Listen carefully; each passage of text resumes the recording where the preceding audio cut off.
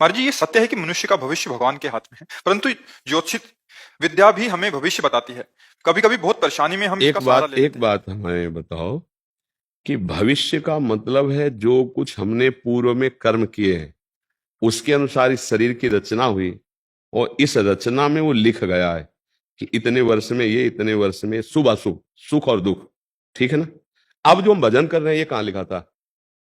हम इसके प्रभाव से लेख को भी मिटाएंगे, इसके प्रभाव से हम भगवान को प्राप्त करेंगे। हमारे भाग्य में, कुंडली में नहीं लिखा भगवत प्राप्ति, हमारी कुंडली में नहीं लिखा कि हम कौन सी सिद्धि प्राप्त करेंगे भजन से।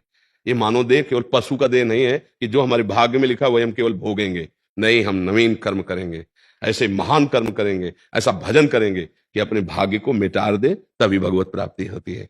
अगर हमें अभी कोई बता दे कि परसों आपको एक कष्ट होने वाला है, बच नहीं सकते हो, तो परसों कष्ट होता तब हम दुखी होते, लेकिन दुखी तो आज से हो गए ना। और उसके निवारण के लिए सच्ची बात मान लो, भगवान ही केवल निवारण कर सकते हैं।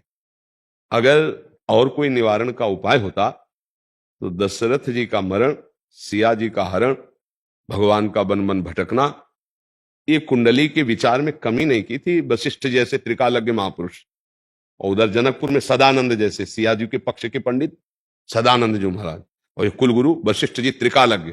क्या कुंडली विचार में कुछ कमी रह गई कि ये जानकारी में कमी थी?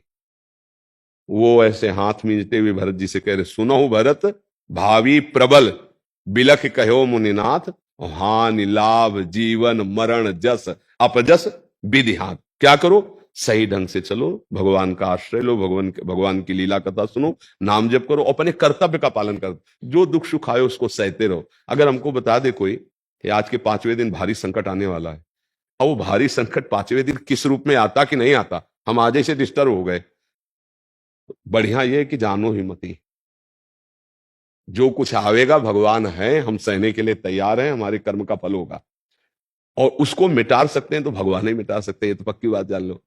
अब हम चिंता क्यों करें? भगवान है ना, हम नाम जप करते हैं। अब अगर हम पहले से इस बात की चिंता में रहें तो हम तो मर जाएंगे। कल तुमको एक्सीडेंट होगा, तुम्हारी हड्डी टूट जाएगी, अब चाहे जहां उपाय कर लो, अगर कल हड्डी टूटनी है तो टूटनी है, पक्का है। लेकिन हम आज से क्यों तोड़ के बैठ जाए अपने दिमाग को, अपने बल को, आत्मबल को? हो सकता है वो जो लिखा है वो कल टल जाए, हो सकता है, क्योंकि भगवान के भरोसे सब हो जाता है। भगवान बड़े बड़े लेख को भी बदल देते हैं, तो हम उनका आश्रय लें, उनका भजन करें, उनकी सेवा करें और अपने कर्तव्य का पालन करें। हाँ, अगर हम अपने जीवन को अच्छा बनाना चाहते हैं तो दूसरों को दुख कभी ना दें, तो तुम्हारा लिखा हुआ दुख बच जाओगे तुम। ये आपको अंदर की बात बता, किसी को दुखी देखकर उसके दुख में सुख प्रदान करने वाले सहयोगी बन गए तो तुम्हारा दुख मिट जाएगा। किसी के सुख को छीनकर स्वयं सुखी होना चाहोगे, तुम्हारा दुख पक्का और बढ़ जाएगा। खूब नाम जप करो, भगवद आश्रित रहो। हमें लगता है कि ज्यादा जानकारी दुख का कारण बनती है।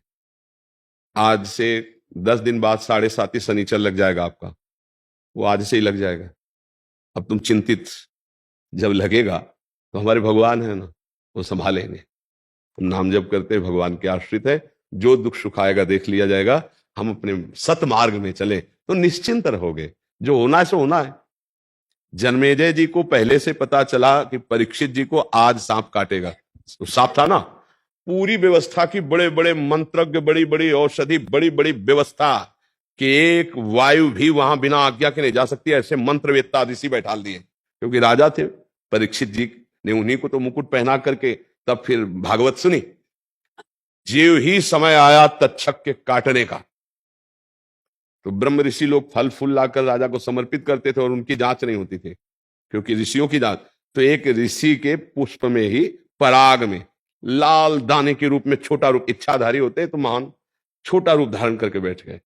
जो ही ऐसे समर्पित किए, पुष्प ऐसे लिया और जे ही ऐसे माथे में लगाने को, विशाल रूप धारण करके काटते ही बस मोर अंतर ध्यान।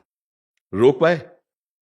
होनी थी। संगी ऋषि ने साप दे दिया था, आज के 7वें दिन भयानक विषधारी तक्षक सर्प काटेगा, और ऐसी व्यवस्था नहीं थी। एक खंभ का महल बना था, औषधियों से खंभ लेपित था कि चढ़ नहीं सकता, आसपास मंत्रों से कील दिया गया था, बड़ी भारी व्यवस्था थी कि परीक्षित जी को, लेकिन ना समय आया, काम हो गया।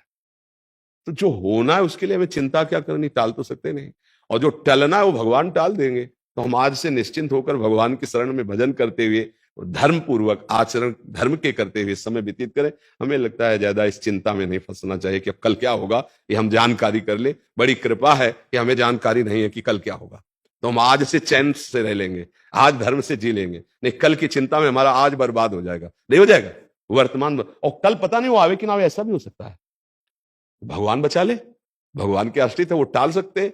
मान लो एक्सीडेंट होना है कल, तो पैर में ठोकर लगी, वो भी तो एक्सीडेंट हो जाएगा। एक चबेटा लगा, थोड़ा अंगूठा फूटा, बच गए, बोले हो गया, वो निकल गया। तो भगवान ऐसा भी कर सकते, वो कर तुम अन्यथा कर तुम सर्व समर्थ है। हम मस्त रहे, उनके सहारे रहे।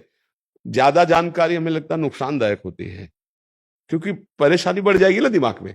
ज्योतिष शास्त्र सत्य है ऐसा नहीं, पर उसको जानने वाले हों। तो परीक्षित जी के जन्म लेते ही सब बता दिया गया था, ये होगा शास्त्र के जन्म।